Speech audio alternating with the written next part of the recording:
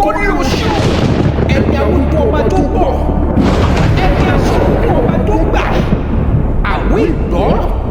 àbọ̀ gbà nínú èèyàn ti kà àbọ̀ pọ̀lú mẹ́bí àwùjọ tó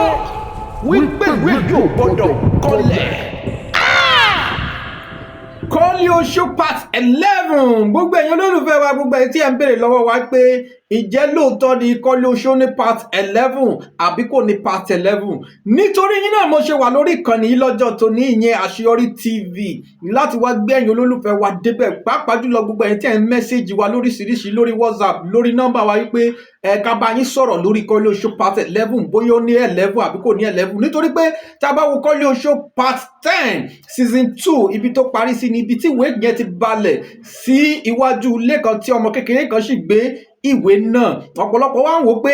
ṣé kó máa continue ni àbí kò ní continue ìjẹ́ wọ́n máa ṣe Kọ́lé Oṣó part 11 àbí wọn ò ní ṣe Kọ́lé Oṣó part 11 nítorí ẹ̀ ni mo ṣe wà ń bí lọ́jọ́ tòní tó bá jẹ́ ìgbà àkọ́kọ́ rẹ ní make sure pé ó ṣe kí ni ó tẹ subscribe button ó lè make sure pé owó fídíò ìdí òpin kó má bàa ṣe kí ni kó má bàa miss any part nínú fídíò nítorí pé kí ni bó bá ṣe ń lọ gan ni màá ṣe kí ni màá sọ fún gbogbo ẹ̀yin olólùfẹ́ wa pàápàá jùlọ ẹ̀yin tí ẹ̀ ń subscribe sórí channel wa ẹ̀yin tí Àṣeyọrí TV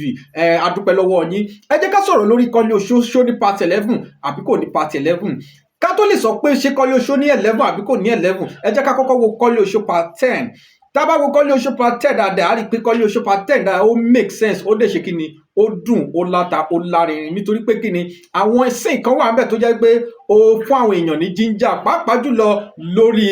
new actors tí Ibrahim Tẹ̀lẹ́ gbé wọlé ìyẹn Ibrahim Tíátà àwọn ló so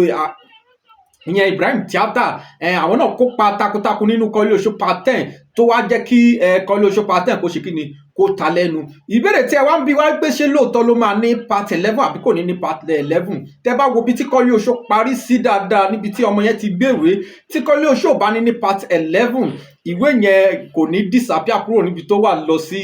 àárín ìlú nítorí pé kí ni disappear tí ìwé yẹn disappear tó lọ sáàárín ìlú yẹn ó ní kankan tí wọ́n fẹ́ ṣe kí ni tí wọ́n tún fẹ́ fàyọ ọmọ kékeré tó gbé ìwé yẹn ó ní kankan tó ṣe kí ni tí wọ́n fẹ́ tún ṣe kí ni tí wọ́n fẹ́ fàyọ nù bẹ̀ so ìdí èyí ni mo wá ṣe ń sọ fún yín pé ẹ lọ fọkàn balẹ̀ Kọ́lé Oṣó máa ní part 11 ṣùgbọ́n kò wá ní jẹ́ season 2 mọ́ ó wá máa jẹ́ season 3 Kọ́lé Oṣó part 11 season 3 nítorí pé kí ni tẹ́ bá wo Kọ́lé Oṣó dáadáa ẹ rí i pé season film ní Kọ́lé Oṣó tí gbogbo yín tí ẹ ní wò tán ni ó máa látọ̀ ó máa lárinrin mo dẹ̀ tún sọ fún yín pé ọ̀pọ̀lọpọ̀ àwọn òṣèré ńlá míì ni wọ́n tún bọ̀ nínú Kọ́lé Oṣó nítorí pé kí ni Kọ́lé Oṣó ó ti break record ní Yorùbá movie industry kò sí sinimá kankan tó jẹ́ pé ó láta ó lóyin tó Kọ́lé Oṣó bẹ́ẹ̀ ni kò sí sinimá tó ti gùn tó Kọ́lé Oṣó Kọ́lé Oṣó ni sinimá àkọ́kọ́ tó máa wọ season 10 tó dẹ̀ ṣe kíni tó dẹ̀ ṣe ń continue so fún ìdí èyí ìwọ tí o bá fẹ́ kàn drop Kọ́lé Oṣó part 11 ó yẹ máa tẹ̀ sí comment section pé drop Kọ́lé Oṣó part 11 ẹ máa tẹ̀ sí comment section kẹ́ máa sọ pé ìtẹ̀lẹ̀ drop Kọ́lé Oṣó part 11 tí ó bá wù yín láti jẹ́ kí sinimá yẹn ó continue àbí kò wù yín láti jẹ́ kó continue ni eléyìí tí ẹ bá fẹ́ ẹ jẹ́ ká mọ̀ ní comment section bẹ́ẹ̀ ni ẹ máa drop comment section ẹ máa drop ẹ̀ sí comment section kẹ́ni máa ṣe kí ni kẹ́ni máa bá wa share fídíò yìí back to back nítorí pé kí ni àwa ti Kọ́lé Oṣó náà la wà ń bí gbogbo ẹ̀yin tí ẹ ti wo Kọ́lé Oṣó part 10 àdúpẹ́ lọ́wọ́ yín láàrin 2 days Kọ́lé Oṣó part 10 was 6.7 million views láàrin 2 days tí ẹ rí pé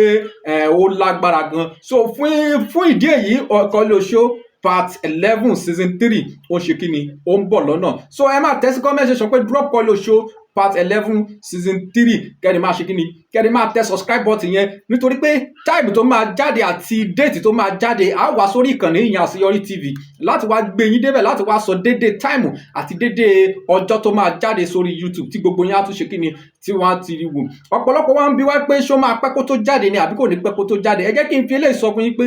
Kọ́lé Oṣó part 11 máa pẹ́ gan kó tó jáde nítorí pé kí ni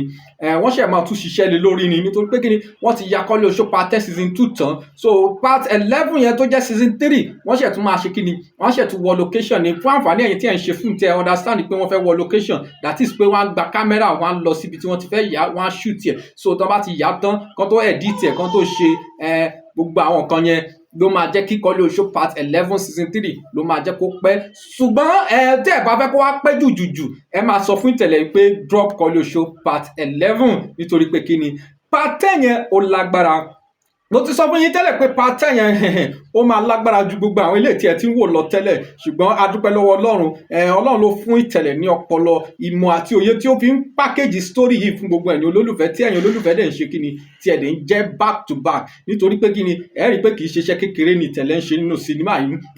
Ibrahim Ìtẹ̀lẹ̀ tó Ibrahim tíátà tó tún wá lò, kò sẹ́ni tó bìlíìfù pé ẹ̀gbọ́n yẹn tún máa gbé wọn gbàbẹ̀ yẹn, ṣùgbọ́n ibi tó tún wá gbé wọn gbà yẹn ẹ rí i pé ẹni tí ò bá lọ́pọlọ kò lè ṣe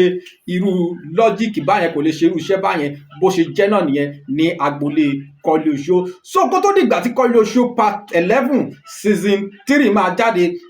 a máa tún máa padà wá láti wá máa já yín tán bó bá ṣe ń lọ lágboolé Kọ́lé Oṣó. Tá a bá tún rí another information tí a fẹ́ fún ẹ̀yin olólùfẹ́ wa, pàápàá jùlọ ẹ̀yin tí ẹ subscribe sórí channel wa, a tún máa wá láti máa ṣe kíni, láti máa gbé yín débẹ̀. Kó tó dìgbà náà, à ń kí yín pé ẹ kú àmójúbà Kọ́lé Oṣó part 10. A tún máa pàdé lọ́jọ́ míì. Ire o.